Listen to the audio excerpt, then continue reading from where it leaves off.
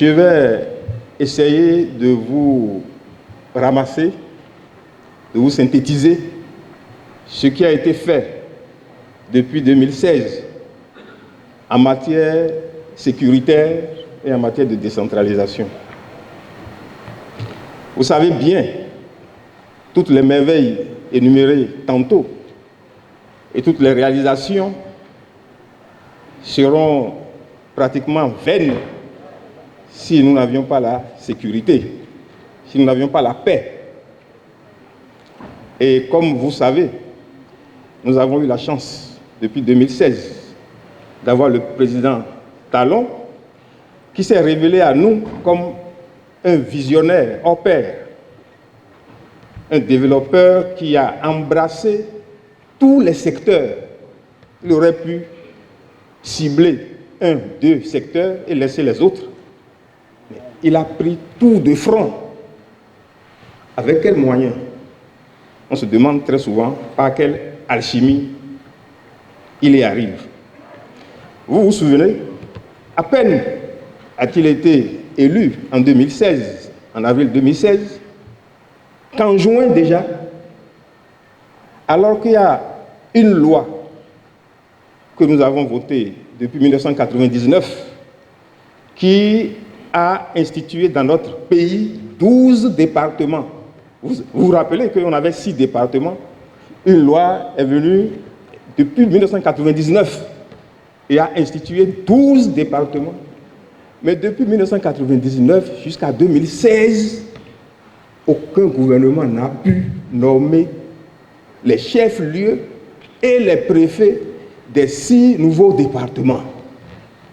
Depuis 1999, parce qu'il manquait peut-être de courage, il manquait la volonté politique, il y avait plusieurs pesanteurs. Mais en 2 mois, premier acte fort que le président a posé avec son gouvernement, c'est que nous avons eu droit à la désignation des 6 nouveaux chefs-lieux de département et nomination de 6 nouveaux préfets et tout ce qui est allé avec, c'est-à-dire réhabilitation des bâtiments vétustes qui abritaient les préfectures, recrutement du personnel et j'en passe, équipement et j'en passe. Mais il y a eu également, puisqu'on a l'habitude de dire que les préfets sont l'œil du gouvernement dans les départements et représentent tous les ministres pris individuellement, il y a eu dans la foulée ce qu'on oublie peut-être déjà aussi aujourd'hui, la synergie réalisée au niveau de la gendarmerie et de la police nationale. Vous vous rappelez? Et aujourd'hui, nous avons la police républicaine qui essaye de quadriller le terrain et pour que la sécurité et la paix règnent.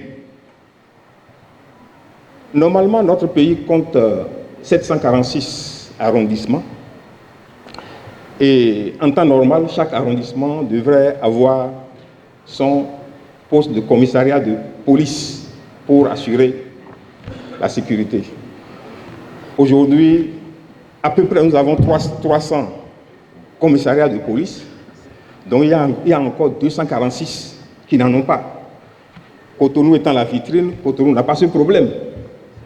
Cotonou n'a pas ce problème, mais imaginez les autres communes, les 76 autres communes, il y en a qui ont ce problème. Mais aujourd'hui, comme le contexte qui nous est imposé, le contexte sécuritaire qui nous est imposé à travers la donne, sinon la perturbation asymétrique qu'est le terrorisme, et les actes de violence que posent certains de nos, pas forcément de nos compatriotes, mais certaines catégories d'hommes qui perdent la voix et qui se disent soit djihadistes, soit terroristes, nous sommes obligés de concentrer la dotation des arrondissements en commissariat, de les concentrer dans la partie septentrionale.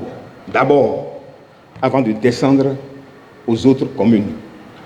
Mais force est quand même de constater aujourd'hui qu'à Cotonou, depuis l'avènement du président Patrice Talon, nous ne parlons plus de braquage ou d'agression auxquelles nous assistions par le passé, fréquemment. Nous connaissons, datons pas, hein. Il n'y a pas de mois ou de trimestre où, en plein jour, nous assistions à des braquages, à des vols à main armée. Aujourd'hui, il n'y a plus ça. Parce que la méthode a été trouvée et les moyens ont été mis, le système mis en place pour qu'au plan sécuritaire, il y ait la paix. Je voudrais vous rappeler cela, c'est très important. Maintenant, je vais vous parler de la décentralisation elle-même. Et je m'adresse là particulièrement à Cotonou, à la mairie de Cotonou, parce que nous sommes à Cotonou. Cotonou est privilégiée. Cotonou est la première commune de notre pays parce qu'elle est la première commune à statut particulier.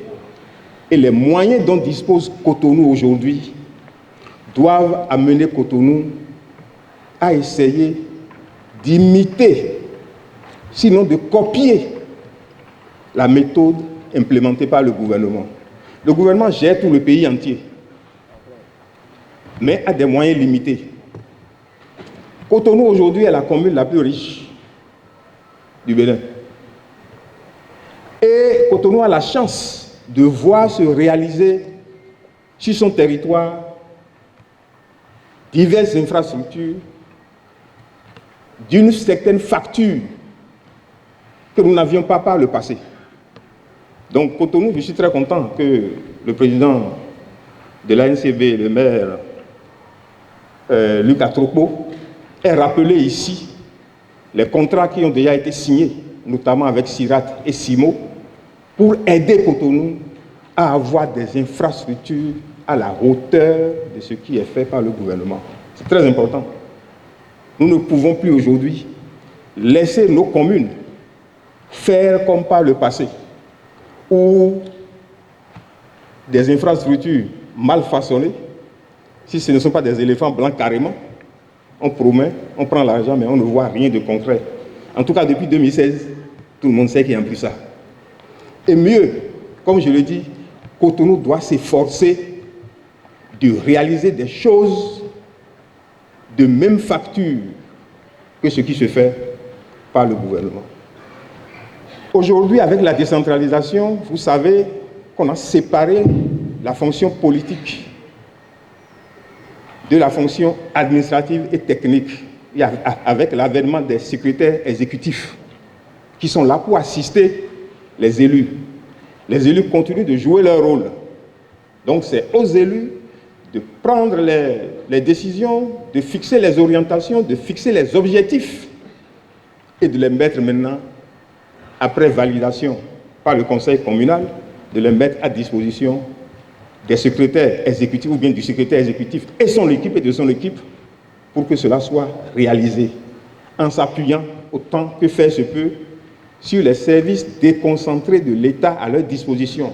Parce qu'aujourd'hui, il n'y a plus à faire les choses à l'à peu près.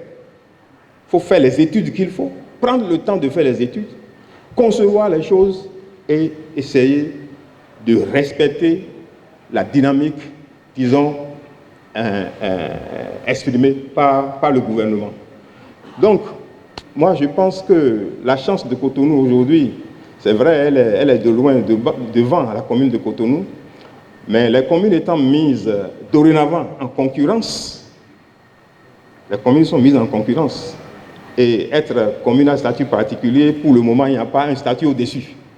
Mais je vous préviens, d'autres communes vont arriver et seront également communes à statut particulier, si elles travaillent bien. Donc, il va falloir réfléchir. Je ne sais pas si on va... Monsieur le ministre d'État est là, le président du comité stratégique de suivi de la réforme. Je ne sais pas si on va trouver un statut exceptionnel à Cotonou. Bon, ça viendra certainement. Mais je voudrais dire aux uns et aux autres que notre pays aujourd'hui est chanceux d'avoir le président Patrice Talon qui a vu très loin, a fixé les fondamentaux, les fondements même, ou même la fondation du développement pour que nous suivions ce chemin, si nous gardons le cap avec la méthode et la rigueur. Je le dis souvent, si ce que nous faisons aujourd'hui, nous l'avions fait il y a 20 ans, il y a 30 ans, on n'en serait pas là. Donc si nous continuons à garder le cap de ce que nous faisons aujourd'hui, dans 20 ans, dans 30 ans, nos enfants vivront mieux et les Béninois vivront mieux. Je vous remercie.